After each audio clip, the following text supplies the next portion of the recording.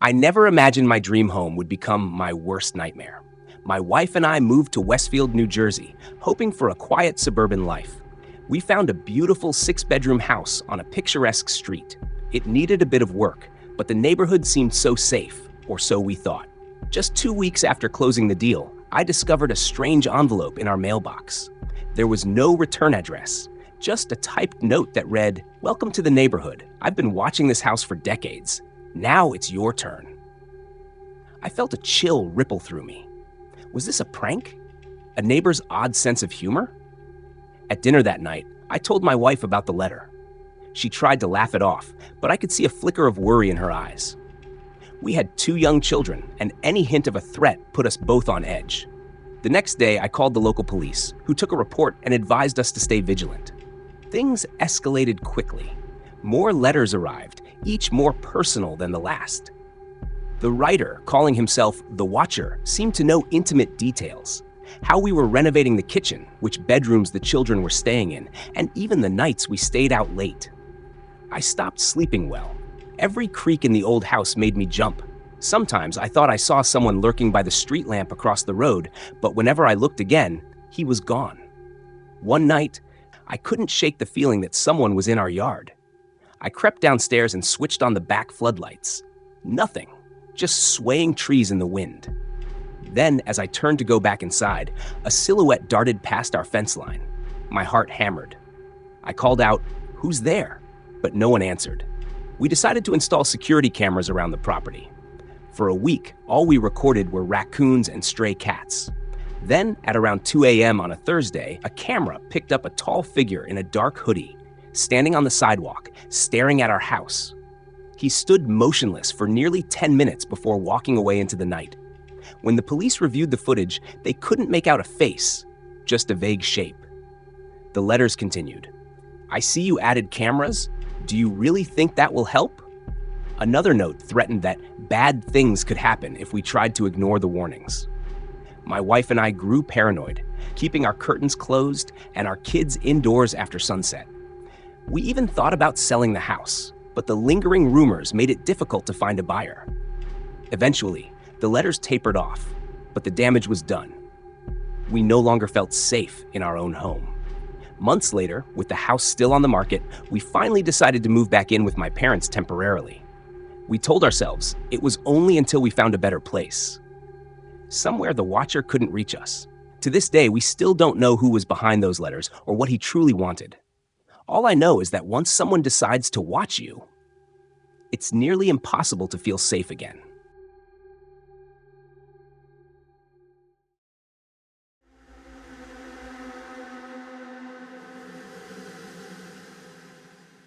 When I moved to Seattle for a new job, I was excited to settle into my own apartment. It was an older building in a quieter neighborhood, and the rent was surprisingly affordable for the city. I thought I had lucked out, until strange things started happening. My first hint was the faint creaking overhead late at night. At first, I chalked it up to the wind or the building's old bones settling.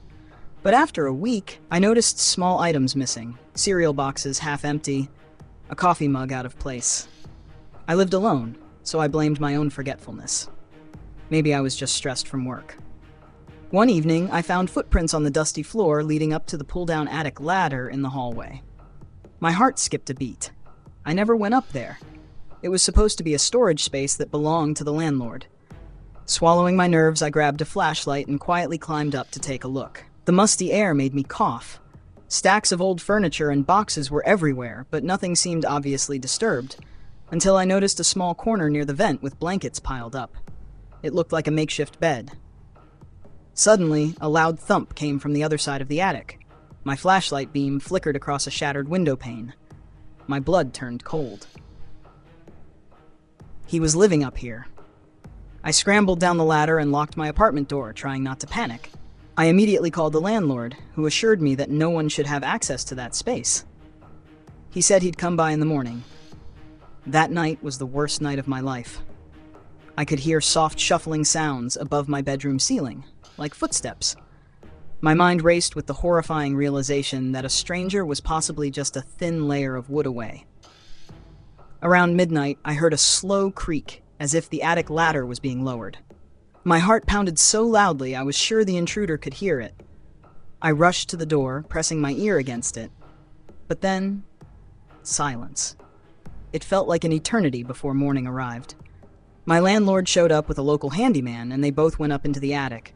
I waited nervously downstairs, imagining all sorts of horrors. Within minutes, they yelled for me to call the police. When the officers arrived, they found clear signs that someone had been sleeping there. Food wrappers, a few stolen personal items, and even a little notebook with unnerving scribbles. The intruder, however, was gone. The police speculated it might have been a squatter who sneaked in through the broken attic window, but they couldn't be sure how long he'd been watching me. The idea that a stranger had full access to my home, observing me as I slept, taking my food, left me shaken to the core. I moved out within a week. I barely slept those last nights, terrified he might return. Even now, whenever I hear any odd noise in my new place, I freeze, half expecting someone to come creeping down from a hidden hatch in the ceiling. No arrests were ever made, and I still don't know who that person was or what his intentions might have been. But one thing is certain. The thought of someone living just a few feet above me, silently watching, is a terror I'll never forget.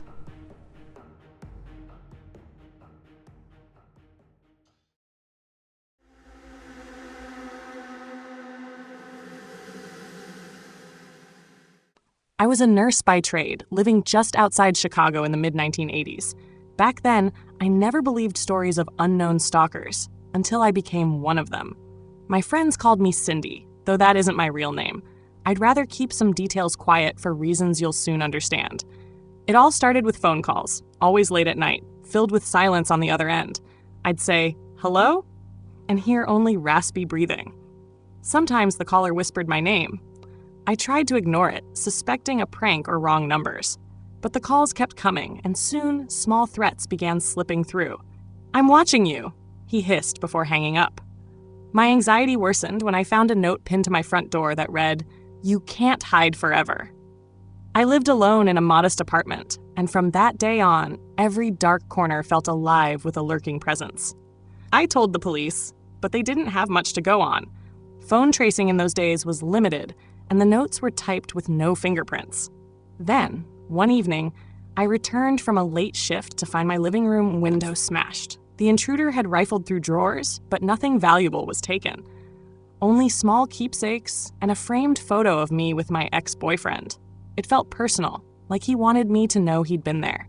Shaking, I moved a chair against the door and called a friend to stay with me. Over the months, the harassment escalated. I'd get letters describing the color of my blouse that morning or detailing the route I took to work. Once, I discovered a dead bird on my doorstep, a tiny note tied to its leg that simply read, "Enough?" There were times I thought I was losing my grip on reality, but the fear was all too real. My friends began to doubt me. They couldn't understand why the police never found a solid lead. Some suggested I was making it up, an attention-seeking stunt.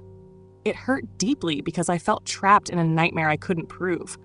Exhausted from lack of sleep and constant anxiety, I even contemplated leaving Chicago for good. One autumn night, I came home to find the door slightly ajar. Dread filled me as I stepped inside. My apartment was trashed, furniture overturned, walls scratched with what looked like knife marks. A single piece of paper lay on my bed. "This is your last warning." That was enough. I packed a bag, left the city, and never looked back. The police continued to investigate, but they never identified a suspect. Some rumors spread that I had staged everything, a bizarre cry for help. No matter how many times I tried to explain, people remained divided. Perhaps my case got overshadowed by bigger headlines, or maybe the stalker was just that cunning. I've since changed my name and moved to another state. The fear still haunts me at night, and every unknown caller makes my skin crawl. I wish I could say it ended neatly with an arrest or a confession, but real life doesn't always offer closure. Sometimes all you can do is run, hoping the past doesn't follow.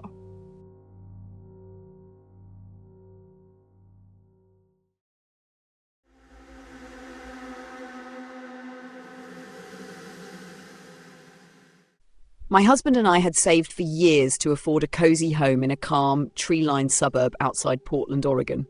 Everything about our new house felt perfect. Friendly neighbours, a short commute to work, and a spacious yard for our dog, Bailey. But perfection can be an illusion. It started with small oddities, a garden gate left open, damp footprints on the porch when it hadn't rained. I assumed it was neighbourhood kids playing pranks, so I installed a simple security camera overlooking our front yard.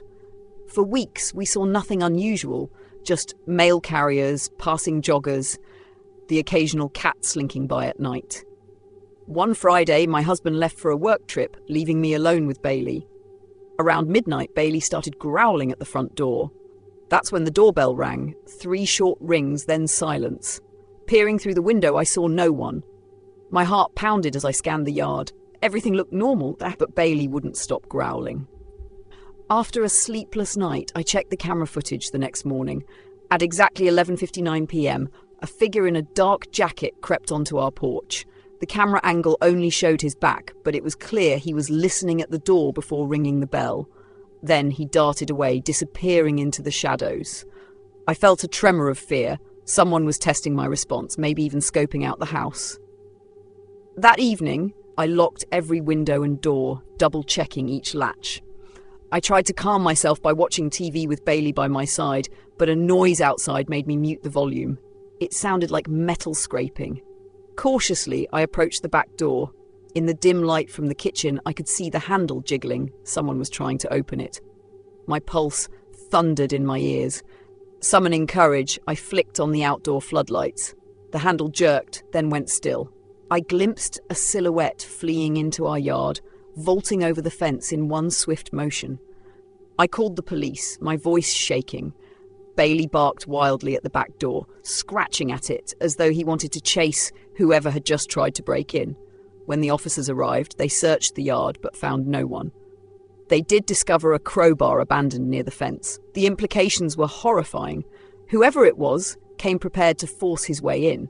The police took a report, advised me to strengthen our locks, and said they'd increase patrols in the area. I didn't sleep a wink that night, every creak making me jump. I could almost feel a pair of eyes watching from the darkness outside. The next morning, my husband cut his trip short and came home. We installed a robust security system, motion detectors, and new deadbolts. Our neighbours seemed shocked. Nothing like this had happened on our street before.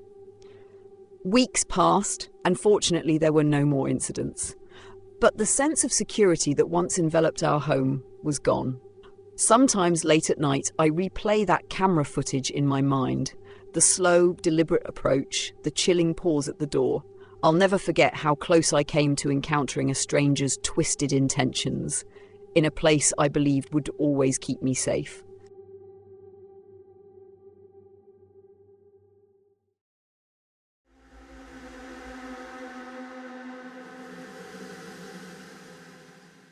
A few months ago, I decided to sell my old couch through Craigslist to make some extra cash.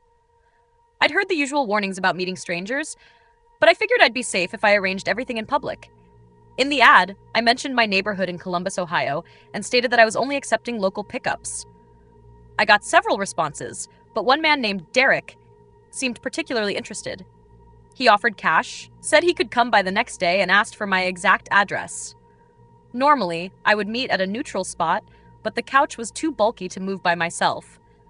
Against my better judgment, I agreed to let him come to my home.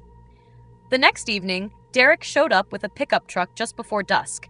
He was polite, maybe a bit awkward, but nothing alarming. He helped me carry the couch out of the living room, handed me the money, and drove off without any drama. I breathed a sigh of relief, thinking I'd safely dodge the typical Craigslist horror stories. I was wrong. 2 days later, I noticed an unfamiliar car idling near my house. A red sedan, windows tinted. The moment I glanced outside, it sped off. Then, that night, my doorbell rang at 2 a.m. Confused and half asleep, I checked through the peephole, but no one was there. The next morning, I found a note stuffed under the door. "I'm not done yet." A chill ran down my spine. I remembered Derek's awkward demeanor, the way he kept glancing around my living room, almost as if he were mapping the place. My paranoia soared. I called a friend who insisted I go to the police, but I had so little to report. Just a note with no proof it was from him. Over the next week, the ringing at odd hours continued. Sometimes I'd hear tapping on my windows. When I'd rush to look outside, I'd catch a glimpse of someone darting away, always too fast to identify. One night, I finally saw it was a red sedan parked across the street. I scribbled down the partial license plate and called 911. The police arrived, but by then, the car was gone. The officers took a statement and advised me to avoid opening the door at night. I felt helpless. My own home had turned into a place of dread. Each evening, I triple-locked my doors, double-checked every window, and kept a blunt object by my bedside. Things escalated when I heard scraping noises at my back door around 3 a.m. I flicked on the porch light, only to see a shadowy figure tugging at the lock with a tool. I screamed, which must have startled him. He bolted into the darkness. I managed to glimpse a red sedan speeding away down the street.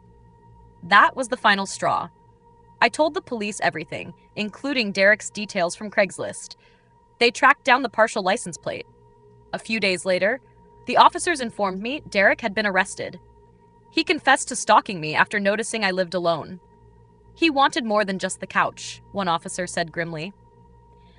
I've since moved to a new home and strictly use reputable online marketplaces for selling items, always meeting in a public spot, no exceptions. Even now, a simple doorbell ring can send a jolt of terror through me. I never realized how easily a stranger could gain access to my life until I opened my door to the wrong person.